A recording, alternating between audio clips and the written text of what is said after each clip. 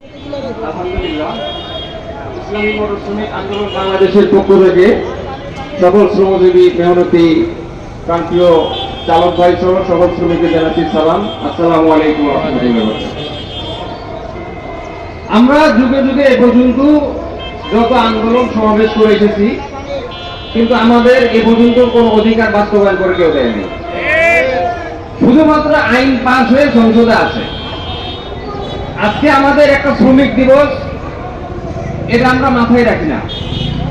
এই দিনটা আমাদের কিভাবে আসলো এবং আমাদের এই দিনের কার্যক্রম কি, আমরা কেউ এটা পালন করি না।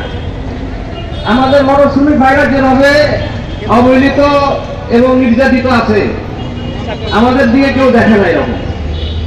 ইনশাআল্লাহ ইসলামী আন্দোলন পীর সাহেব চরমনার হাতকে শক্তিশালী করে আগামী থেকে আমরা ইসলামী মোটর শ্রমিক বাংলাদেশকে শক্তিশালী করে সকল মোটর শ্রমিকদের আমরা অধিকার নিশ্চিত করব। কর্মঘণ্টা এবং তাদের শ্রমের যে অধিকার এবং মর্যাদা আছে আমরা নিশ্চিত করব। একমাত্র ইসলামী পারে শ্রমিকের মর্যাদা এবং এর অধিকার দিতে, আর কেউ অধিকার ফিরিয়ে দিতে পারে না।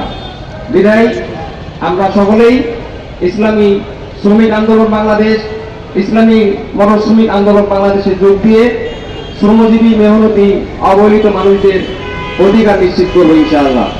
এই বলে আমি আমার সংক্ষিপ্ত বক্তব্য শেষ করলাম। আসসালামু আলাইকুম ওয়া রাহমাতুল্লাহি ওয়া বারাকাতুহু।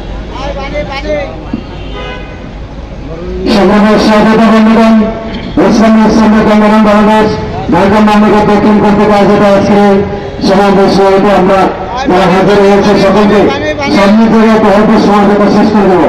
সে সকল বাইরে যারা রয়েছেন পিছনে যারা দাঁড়িয়ে রয়েছে, সামনে এই যে ফাঁকা জায়গায় যে দাঁড়িয়ে কষ্ট করে ছাড়ে আছে, আমরা তো সব দিকে জায়গায়